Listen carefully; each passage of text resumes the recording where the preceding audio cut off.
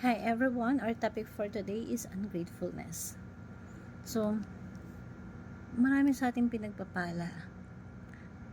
Marami sa atin maganda yung buhay, but the moment that we receive those things, nakakalimutan natin magpasalamat, nakakalimutan natin mag-appreciate.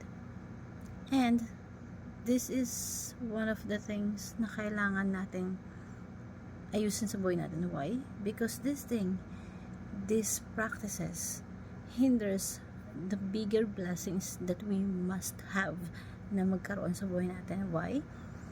Sige, tanungin kita, kung ikaw yung tipong tao na kaya mo naman magbigay to someone and nakikita mo yung taong yon, kapag binigyan mo ay magpapasalamat sa'yo, di ba mawiwili ka magbigay sa kanya? Why? Because you receive appreciations, and that is the very least that we can do. We must appreciate kung ano yung binigay sa'yo. Pero may mga taong binigyan na nga, meron ka pang maririnig na pangat na salita, makakarinig pa siya ng pagpupula. Sino yung gaganahan magbigay? So, kaya pinagpapala po yung mga tao na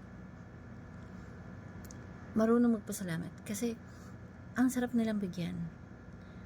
If you are God, isipin mo, sino yung mas gusto mong i-bless? Yung tao na palaging nagpapasalamat, o yung tao na nagko-complain palagi, lagi nagko-compare, laging may masama ng loob kahit sa maliliit na bagay? Yung taong, syempre, si God, mas ipipiliin niya yung taong marunong magpasalamat and marunong mag-appreciate. So, paano tayo pagpapalain kung palagi natin gagawin na kahit maganda naman, kahit na sabihin natin maliit na bagay lang yan, at least nagkaroon ka. It's a blessing, it's whatever small na ibigay sa'yo, we have to appreciate. Kasi, iba yung magiging impact na sa buhay mo. Dadaloy at dadaloy sa buhay mo yung blessings. Pero kung ikaw yung tipong tao na nagkaroon ka na nga, ang dami pa rin nasasabi, ang dami pa rin nireklamo, ang dami pa rin na kinukumpara sa iba, tapos feeling mo api-api ka pa, binigyan ka na nga, pinipala ka na nga, pinaburan ka naman, diba? So, don't you think tama pa rin na maramdaman mo yung ungratefulness?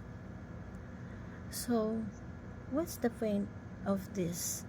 We have to appreciate everything, and being ungrateful is not a blessing and stops or hinders